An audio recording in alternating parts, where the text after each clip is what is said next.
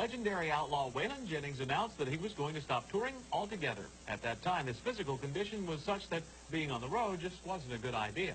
But thank goodness, things changed. Terry Bumgarner explains. I couldn't work for quite a little while.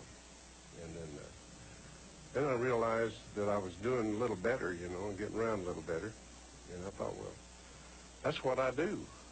What else am I going to do if I'm not going to do that, So now Waylon is doing some shows again, despite a little leftover health trouble. I can't walk.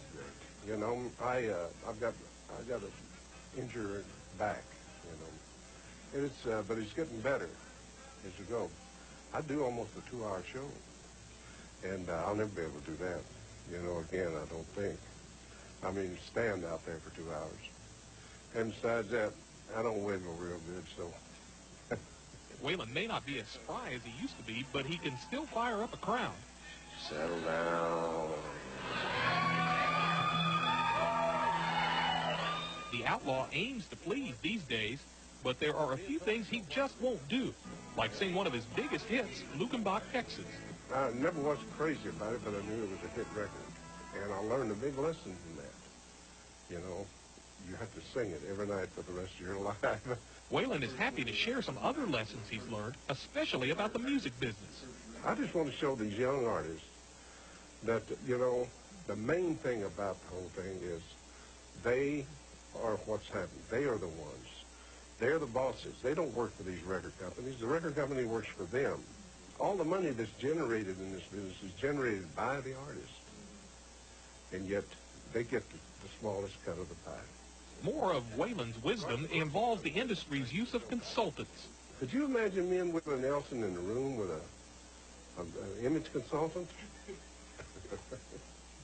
He would come out with tennis shoes on and a cowboy hat.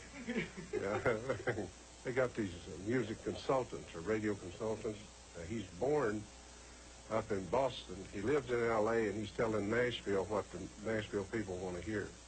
They ain't got a clue. I don't get mad about them not playing that. Because I remember when I came here and I started getting played, there were artists, the old-time artists that weren't getting played then. That's just a natural way things are done, I guess. But don't count Waylon out yet. What he's doing now could catch on. This could be a new music. It could be a new way of doing things.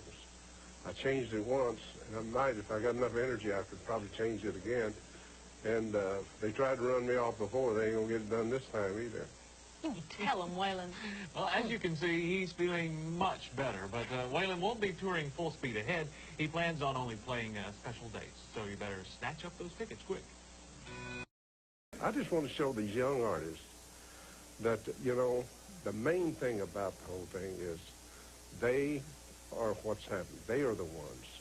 They're the bosses. They don't work for these record companies. The record company works for them. All the money that's generated in this business is generated by the artist. And yet, they get the smallest cut of the pie. More of Waylon's wisdom involves the industry's use of consultants.